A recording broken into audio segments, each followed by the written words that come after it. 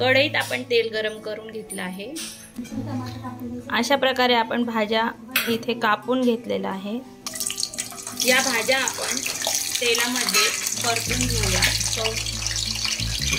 थोड्याशा तळून झाल्यावर त्या काढून टाकायच्या।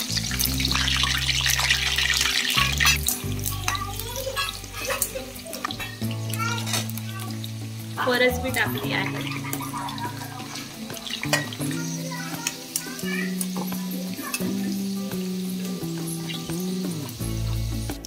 या ठिकाणी आपण फ्लावर, श्रावण घेवडा आणि गाजर तळून घेतला आहे। आता उरलेल्या तेलात आपण लसूण,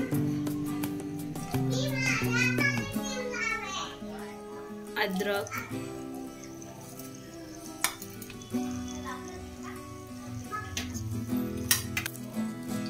खडे मसाले, तेजपत्ता, जायफळ, मोठी विलायची,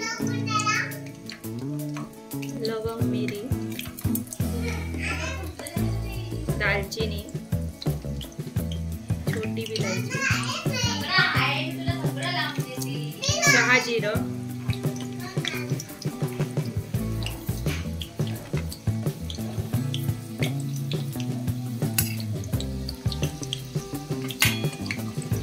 परतून घेऊया।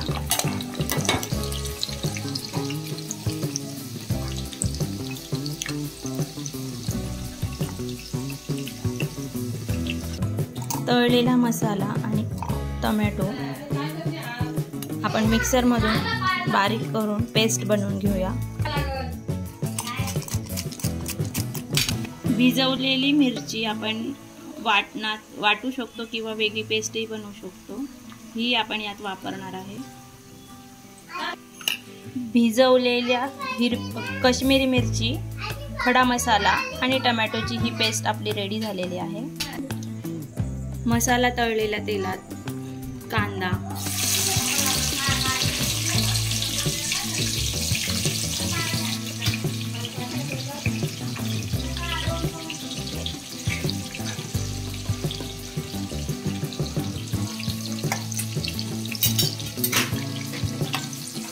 परतून घेऊया। आपण आता यात शिमला मिरची टाकून घेऊया। आपण या मिश्रणात पनीर टाकून घेऊया।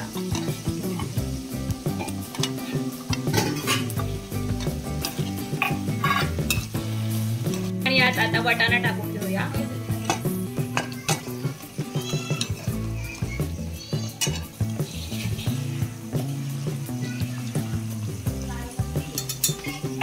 लाल मिरची पावडर,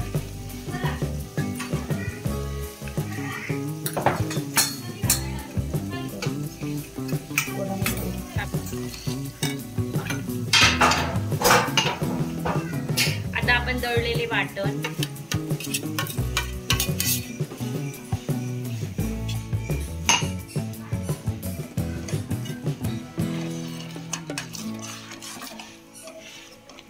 आता आपण हा मसाला सर्व व्यवस्थित परतून घेऊया।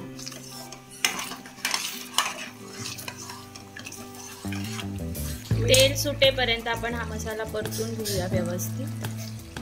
चवीनुसार मीठ,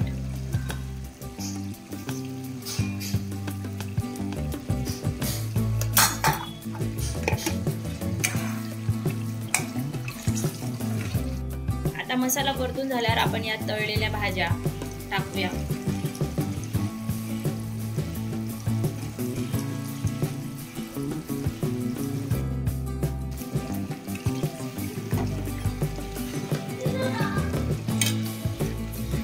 तुम्हाला वाटले तर यात तुम्ही थोडे बटरही टाकू शकता।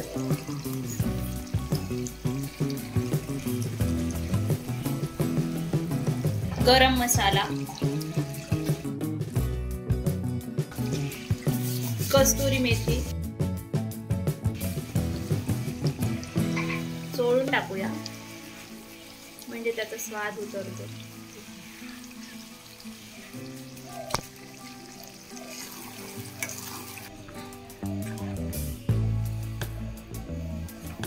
आवश्यक वाटल्यास यात थोडे पाणी टाकू शकता। त्याप्रमाणे आपल्याला भाजी घट्ट हवी आहे, पातळ हवी आहे। एक उकळी आल्यावर आपली भाजी रेडी आहे।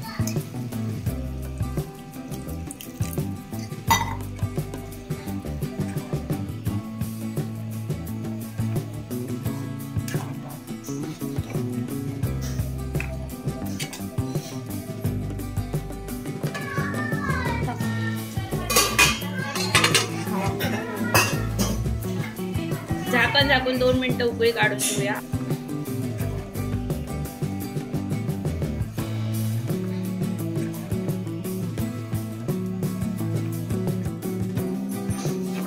यावर कोथिंबीर भुरभुरून घेऊया। अशा प्रकारे आपली भाजी तयार झाली आहे। ही भाजी तुम्ही चपाती, रोटी, नान बरोबर खाऊ शकता।